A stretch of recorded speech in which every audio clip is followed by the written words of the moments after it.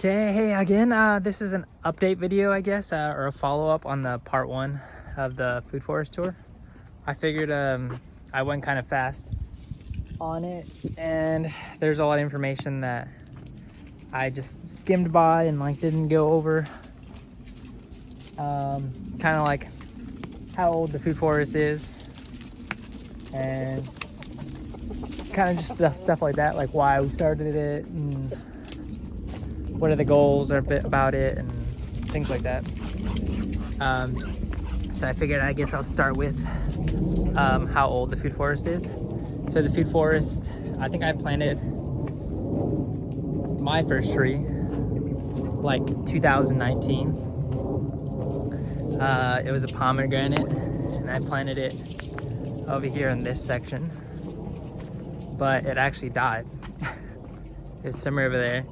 And then I planted this olive tree. But there was some existing fruit trees already here in this section. My dad actually planted them before he built the house. And he planted them maybe like 3 years before I was born, before he started working on the house. So the trees are probably about, the mature trees are probably about 33 years old. So like that tangerine, and then my grandpa planted this guayaba, and my other grandpa planted the pink guayaba, and my dad planted the loquat. But everything else is either planted 2020 or 2019 onward. So some stuff, most of the trees I got from city farmers, or Walter Anderson's, or another nursery called Knifing's Discount Nursery. I really like that one. It's in El Cajon. Their selection's kind of small, but they have a variety of different good things that you're not going to find in other places, and their pricing is very good. I moved the beehive over here. But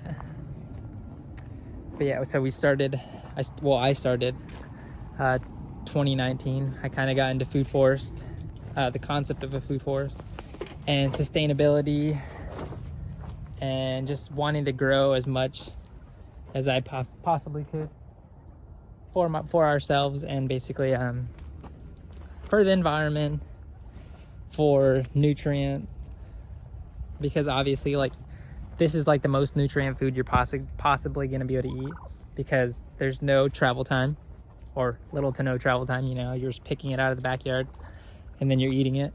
There's no spraying. I know what the trees are eating, what they're getting sprayed with. Everything is as organic as possible, obviously. I use wood chips. Before these gardens were here, there's a gate over there, and I've gotten, I don't know, several loads of wood chips, and I used to just scatter them all around. Now obviously I don't do that, because it's harder to bring in wood chips over here, just because of how close everything is, how everything's grown in. Obviously it's wintertime right now, so it's kind of bare compared to how it is during the spring. You'll see when spring comes around, or summer, everything is just flourishing, and pretty much everything's connecting at this point and creating a nice canopy, which is what you want in a food forest system. But so again, I don't bring in wood chips anymore, but I do bring in the material from the animal area, the livestock area. So I'll basically put wood chips in their pen, and they poop on it, scratch it. Alfalfa gets in there, their feed gets in there, and it mixes and creates compost basically in place. Obviously it's not composted to the point where it's like super condensed compost or broken down compost, but it doesn't matter, because if we just move it over here, I'll add it in different areas, and the turkeys and chickens and everything, they'll scratch it and break it down even further. And that way the soil will be able to break it down even further. and use it for the fruit trees.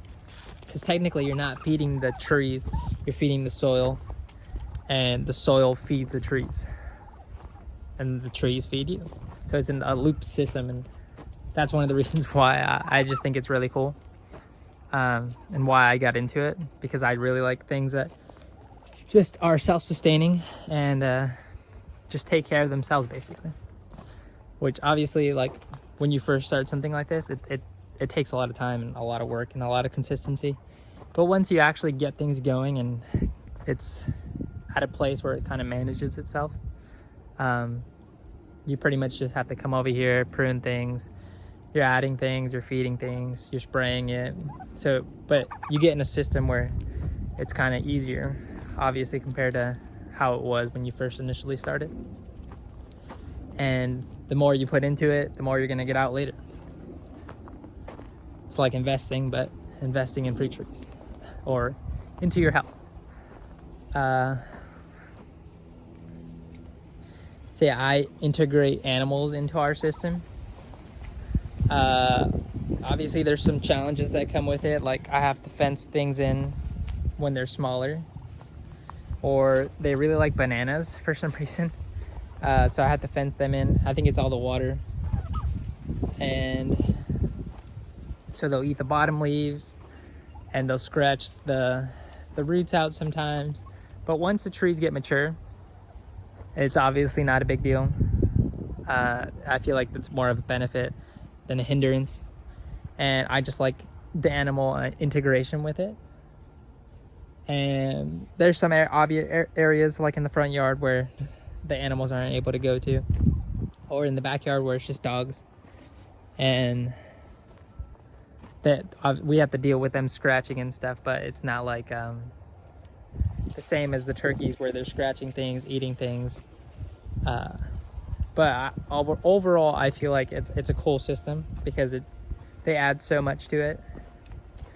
And I can just basically throw things, food scraps on the ground, and they'll scratch it or eat it, and then break things down way faster. And that's obviously one thing too, is that's why the mulch is breaking down so fast, because of the turkeys constantly scratching, the chickens constantly scratching, and them looking for insects.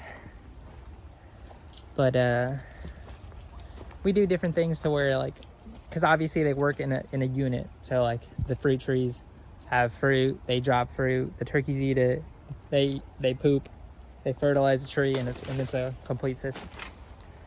I'm obviously adding inputs, so the only time when I feed them is in the morning when I let them out, because I do lock them up at night for their safety, from possums, coyotes, and stuff. Even though we're completely walled in, coyotes still jump into the yard, and the wall's like 6 feet, but I've seen coyotes in here, and so it's just easier to lock them up, and I don't have to worry about them getting caught or killed or anything. Because originally when I started, I didn't lock them up, and the turkeys were sleeping in the trees, and it was really cool, and it was for like a couple years where nothing ever happened.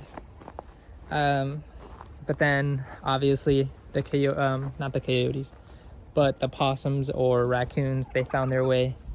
They really liked this guava tree up here. They really liked going in there and sleeping in there. But now I just have them locked up at night. So I feed them in the morning when they get out, and then I lock them up at night, and I'll feed them at night to get them in. The turkeys already go inside and the chickens go inside. But the ducks, they like to roam around still, so I have to give them a little bit of grain for them to go in, and I'll lock the door behind them. In terms of like pruning, most trees I prune into an open vase shape, just so that way, since it's a food forest, you really want to like focus on light penetration and wind. That way everything's as disease free as possible. So obviously if the middle's open, the sun's able to hit the inside, and everything's drier than what it normally would be, and the fruit set's better because the sun's able to hit the leaves and different areas that it would otherwise not be able to hit. Also the wind, the same thing, it's able to blow through so it pollinates easier. It's just most things that they're open center. The loquat is obviously grows differently. It's an evergreen, but however I do hollow out the center. It's harder to see, but the center is hollowed out and I cut it out from the inside. And so even the big trees, like I have it so where I can climb it a little bit and I can reach the fruit higher. So like I like to prune things basically high enough to the point where the turkeys are able to reach lower things. So then the middle section's our fruit tree, or our fruit, our harvest. And then the top is for the wild birds. Obviously we can harvest from the 3 sections, but that's kind of like my thought process on it. When it comes to fertilization, we do fertilize and we do buy fertilizers. We buy organic fertilizers I think it's called back to earth. We use the citrus blend for the citrus trees, the avocado trees, and the tropical trees. And then we use the fruit tree blend for all the deciduous trees and the subtropicals and all the other trees. And then obviously the turkey's poop. We use the quail poop, we use the rabbit poop, and I kind of just throw it around everywhere underneath the trees. I don't break it down or anything, I just let it do its thing. We also use a lot of firewood, so I'll throw wood ash around. Let's see, oh, we use the animal manures that we break down, like I said earlier. Obviously the trees are losing their leaves and we don't break them up. We just let them break down and feed the soil. We do use worm castings sometimes. Obviously that's harder to get in a big volume, but we do have a couple vermiculture systems, and so we use worm castings. But I do use most of the worm castings in the gardens just because it's a smaller quantity. So I feel it uses more, or it's better used in the gardens.